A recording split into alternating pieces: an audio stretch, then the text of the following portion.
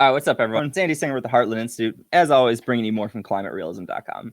So I am excited for this one today because I found literally the most ridiculous article at the top of Google News search. It comes from the Boston Review. It's written by David McDermott Hughes, and it's hilarious. So the article's title is, "To Save the Climate, Give Up the Demand for Constant Electricity." This is going to be good. Let me read for you for the first paragraph.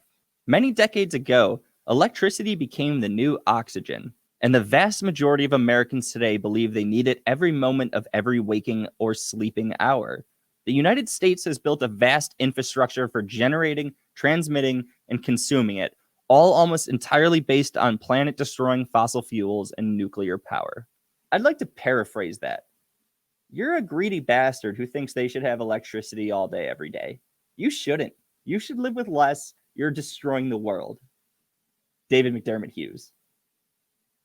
Is that not right? Did I not paraphrase that correctly? I mean, that paragraph is so anti-human. It's crazy. It's like, look, we've gotten to the next part he says is that on average, Americans live with only 6 hours a year without electricity.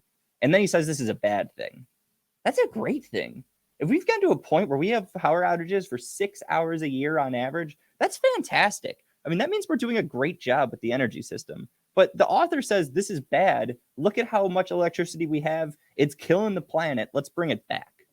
Let me read for you the next paragraph. He makes a very interesting concession. Renewables can provide that plenitude and already do through wind and solar farms in Texas and California. Okay, so he's saying renewables can do all this. Let's keep going. But not necessarily all the time. Uh-oh. What's next here? The sun shines at us constantly with more energy than we can possibly use at any moment. Well, okay, so that sounds like it solves it. But the Earth's rotation puts us in shadow at nightfall.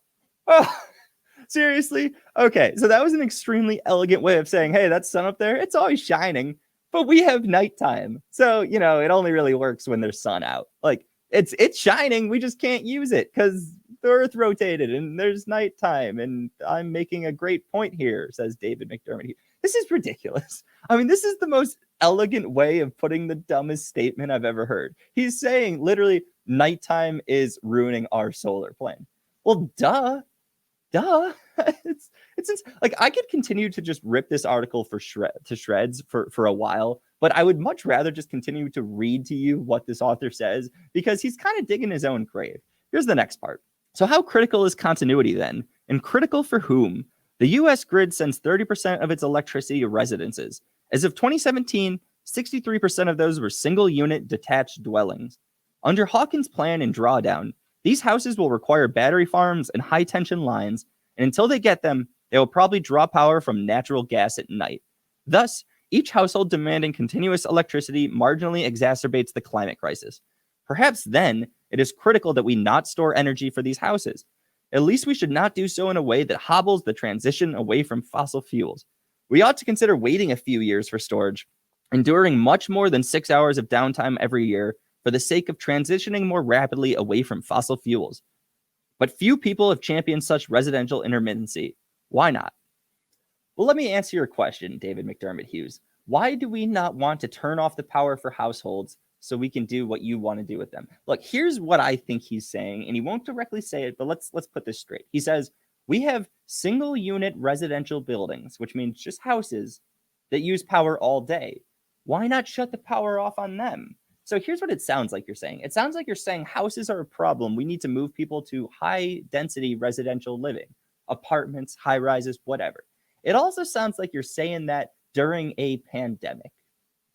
So right now, when people are, I assume that this author is very heavy on the social distancing and masks at all times, even if you're alone in the middle of a field by yourself. But it kind of sounds like he's saying the houses are a problem. Let's move people to apartments. Let's get them closer together. We can use less power that way. During a pandemic.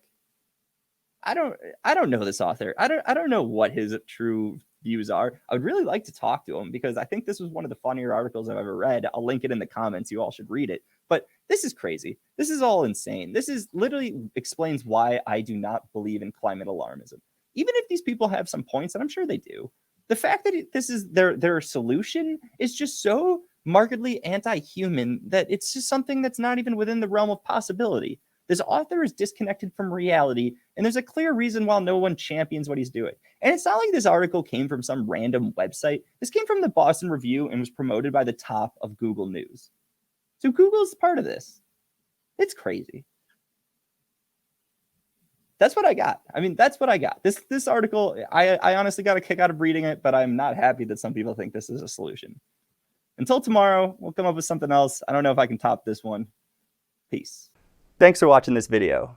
Please subscribe to our channel and consider donating to the Heartland Institute to support more vibrant free markets, greater individual liberties, and more videos like this one.